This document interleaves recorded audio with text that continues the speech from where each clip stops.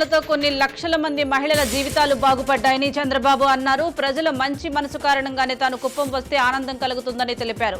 ఇక్కడి ప్రజలు ఎంతో నిస్వార్థంగా తనను అభిమానిస్తారని, అది తనకు బాగా నచ్చే అంశమని చంద్రబాబు వివరించారు.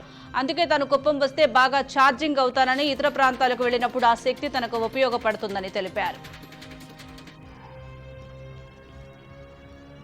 అభ్యర్థులు ఏ ప్రాంతానికి వెళ్లినా ప్రజలు ఆదరిస్తున్నారని వైసీపీ అభ్యర్థి గూడాల గోపి అన్నారు. పశ్చిమ గోదావరి జిల్లా పాలకొల్లు పట్టణంలోని 4వ వార్డులో ఇంటింటి ప్రచారం నిర్వహించిన గోపికి అక్కడ ప్రజలు ఘనంగా స్వాగతం పలికారు.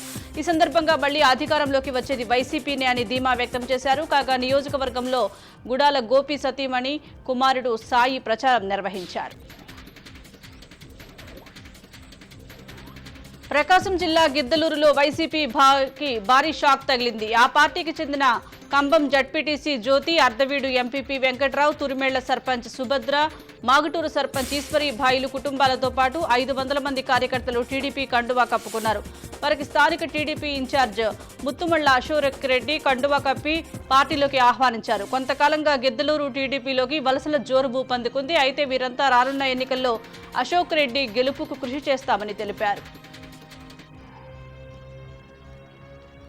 త్వరలోనే భవిష్యత్తు కార్యాచరణ ప్రకటిస్తామని ఎంపీ జీవీఎల్ కీలక వ్యాఖ్యలు చేశారు. పొత్తులపై కేంద్ర పార్టీ నిర్ణయం మేరకే నడుచుకుంటామన్న జీవీఎల్ పొత్తులపై ఇంకా క్లారిటీ రాలేదని, మరికొద్ది రోజుల్లో ప్రకటిస్తామని స్పష్టం చేశారు.